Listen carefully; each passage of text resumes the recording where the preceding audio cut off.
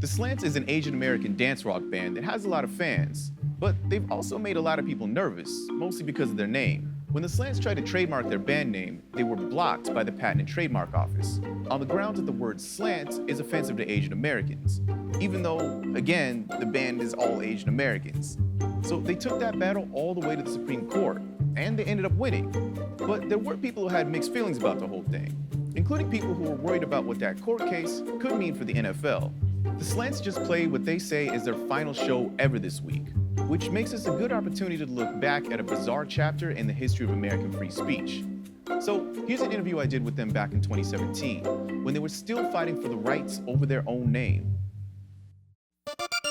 Today, the Supreme Court is hearing arguments about whether the name of a small rock group is too offensive to be registered as a trademark. All right, Slants are in. The band is called the Slants, but the members are all Asian and say they're taking back the slur and exercising free speech. The government thinks the band being Asian actually makes the name more offensive, and the Supreme Court's decision may impact the Washington Redskins' ability to own the rights to their name. Dexter Thomas reports. Fight back rather than just sit back, claw your way. The Slants call their style Chinatown dance rock. They mostly play in smaller venues, or places like this Baltimore anime convention. But their main claim to fame is being taken to court by the U.S. government. We're going to the U.S. Supreme Court.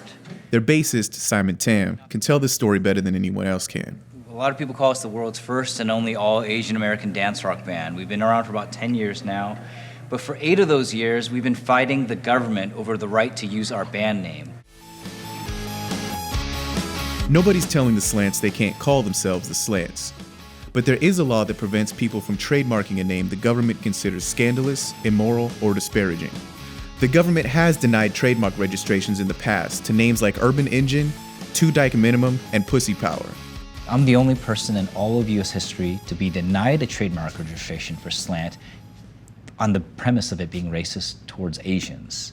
And when we asked them why, like, if it really is a racial slur, like you say it's a racial slur, why this band and not anybody else? And they said it's because it is incontestable that the applicant is of Asian descent and a member of an Asian band. That's it, okay. So that's right. The word Jap is registered multiple times. Same thing with Slope, Slant, Gook, Oriental. All those are registered. Dozens and dozens of them exist. Most of them are held by Caucasian people who either are using it, quote unquote, in a neutral sense or in a denigrating sense. For a lot of people, this isn't about a band. It's about money and football.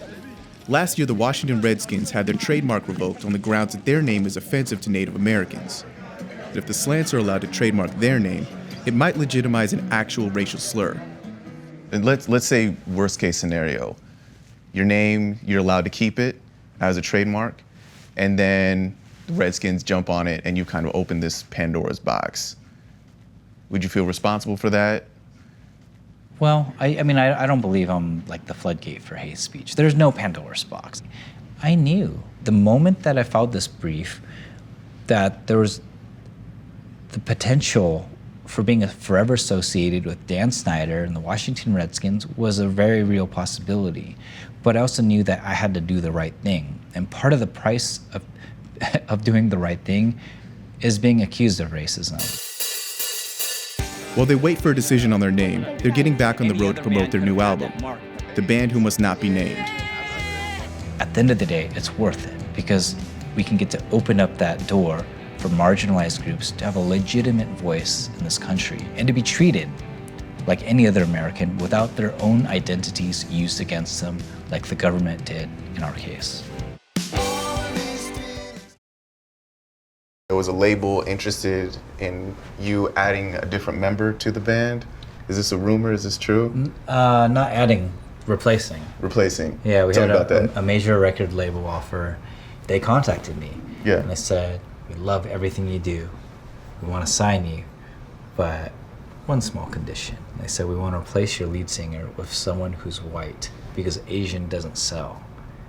So I had to say, well, that's racist, and no thank you. But the thing is, people don't understand that, like, navigating the music industry as Asian Americans is different than any other identity, because you get tokenized. You get asked to do ridiculous things like stereotypical characterizations of your own self. Or you get told over and over again, who would be interested in Asian Americans? You don't see any on TV. You don't see any on cover of Rolling Stone. And so you're constantly told it's not possible as long as you look like you.